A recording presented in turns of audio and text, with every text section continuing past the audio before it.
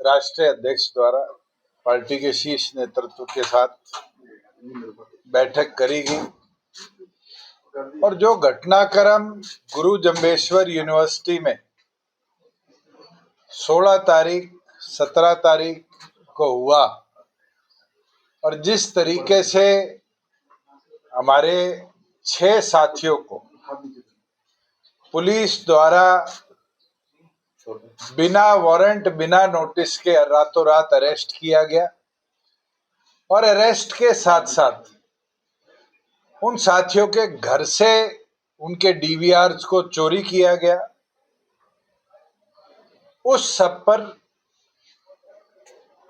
Detail में चर्चा भी हुई है। और चर्चा के साथ साथ पार्टी के राष्ट्रीय अध्यक्ष की अध्यक्षता में 2 रेजोल्यूशन, एक छात्रों के लिए और एक जो परिस्थिति लॉ एंड ऑर्डर की है उसके उपरांत पार्टी ने पारित करे।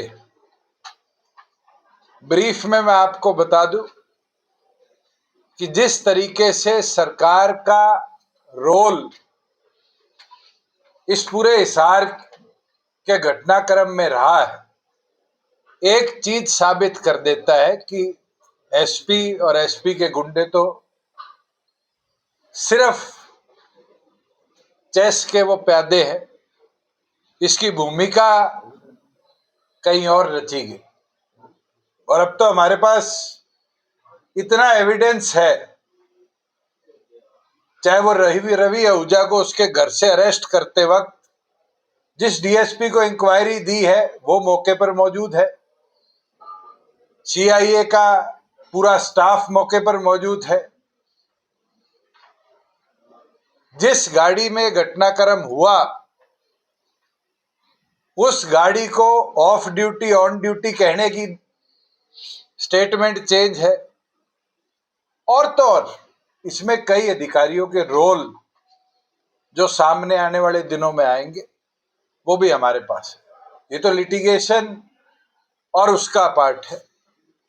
वो लड़ाई तो कोर्ट के ह्यूमन राइट कमीशन के SC/ST आयोग के माध्यम से जननायक जनता पार्टी 6 के 6 साथियों की भी लड़ेगी। जिन 8 साथियों को FIR के अंदर नामजद किया है उनकी भी लड़ेगी। आज 14 दिन बाद कुरुक्षेत्र में एक FIR और दर्ज करी गई है कुर्सी तोड़ने की, उसकी भी लड़ेगी। जिस तरीके से CIA स्टाफ इस प्रदेश में चलता है और जिस तरह की रील्स ऑनलाइन डालता है उसके विरुद्ध भी चलेगी। मगर पार्टी द्वारा जो छात्रों की लड़ाई लड़ी जा रही थी कि यूनिवर्सिटीज को केवल मात्र बीजेपी या बीजेपी की विचारधारा के संगठन हो, विश्व हिंदू परिषद, राष्ट्रीय स्वयंसेवक संघ या मोर्चे, इनका अड्डा बनाने का जो प्रयास करा जा रहा था और दूसरे संगठनों को रोका जा रहा था, हिसार के अंदर आगामी 27 तारीख को छात्रों के हित में एक महापंचायत करी जाएगी। सभी लोगों से आग्रह करता हूं कि इस लड़ाई के अंदर अपने शिक्षण संस्थानों को बचाने के लिए राजनीतिक दलों से ऊपर उठकर सबसे अनुरोध है कि इस लड़ाई में हमारा सहयोग करें। ये कोई जननायक जनता पार्टी की अकेली लड़ाई नहीं है, ये लड़ाई हर उस छात्र के हित की है जिसको यूनिवर्सिटी में प्रताड़ित किया जाता है। आज हमारी बहनें सुसाइड कर रही है तो कहीं ना कहीं उसके पीछे भी प्रताड़ना है। जिस तरह का बड़ा करप्शन के अलग अलग चार्जेस हो, मैनिपुलेशन ऑफ डॉक्यूमेंट्स के चार्जेस हो, इंक्वायरीज के अंदर डिले किया जा रहा है चुनिंदा लोगों को बचाने के लिए, इसके विरुद्ध में होगा।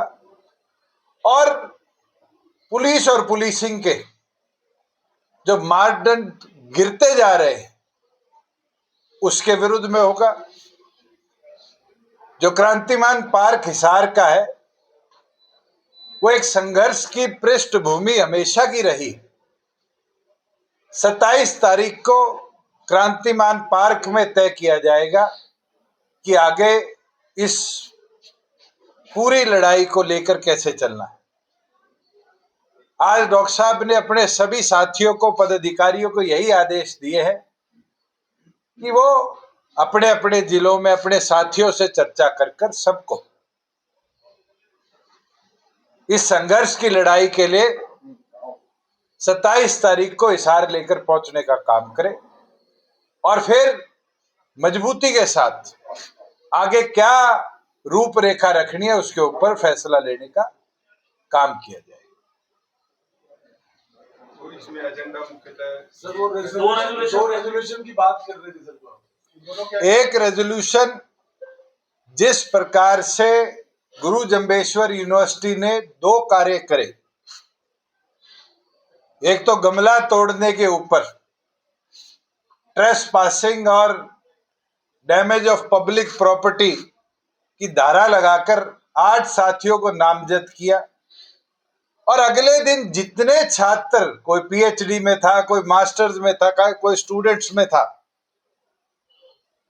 जो छात्र प्रदर्शन में थे या हमारे संगठन से जुड़े हुए थे, उन सबको टर्मिनेट करने का काम किया। एक तो उसके ऊपर रेजोल्यूशन है और दूसरा, जिस कॉन्स्पिरेसी को हिसार के एसपी और उनकी टीम ने रचा, इसकी जुडिशियल डिमांड प्रॉपर करी जाए और इन सबको इमीडिएट अंडर सस्पेंशन रखा जाए। हायर ऑफिशियल जो इन्वॉल्व थे उनका तुरंत हेडक्वार्टर ट्रांसफर किया जाए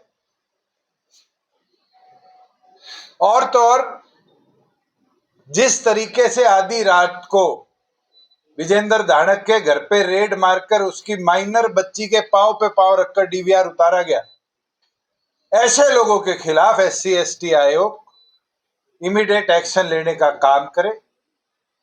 इन सब विषयों के ऊपर पार्टी के सभी लोग जो आज बैठक में मौजूद थे सर्वसम्मति से उन रेजोल्यूशन को पारित किया।